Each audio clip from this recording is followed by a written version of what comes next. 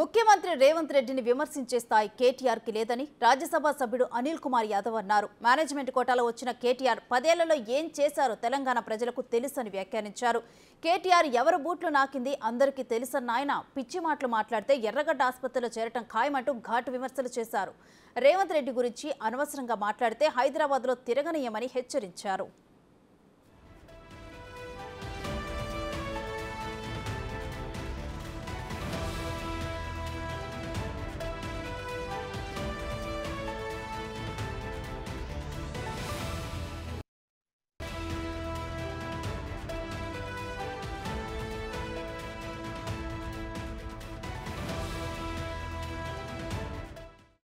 తెలంగాణ ప్రజలు బుద్ధి చెప్పిన తర్వాత కూడా ఇంకా నీకు సిగ్గొస్తలేదు కేటీఆర్.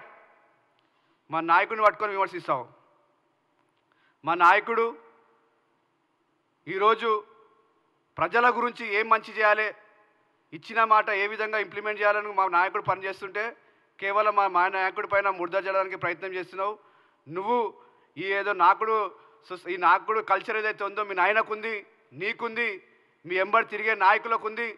ఎప్పుడు సమయం వస్తే అప్పుడు బూట్లు నాకాలే, ఇంట్లలో పోయి కాళ్ళు నాకాలే, ఇవన్నీ మీ కల్చర్. ఇది మా నాయకుడు ఎప్పుడు కూడా ప్రజల గురించి మాట్లాడతాడు, ప్రజల న్యాయం గురించి మాట్లాడుతున్న విషయం ఒకసారి గుర్తుపెట్టుకోవాలి.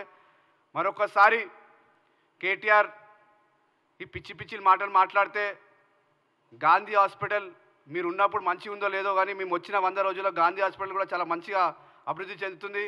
నీ గురించి గాంధీ హాస్పిటల్ అయితే పనికిరాదు నీకు. ఎందుకంటే నువ్వు ఏదైతే మతి శ్రమించి మాట్లాడుతున్నావో ఎర్రగడ్డ మెంటల్ హాస్పిటల్ అయితే కరెక్ట్ సూట్ అవుతుంది నీకు.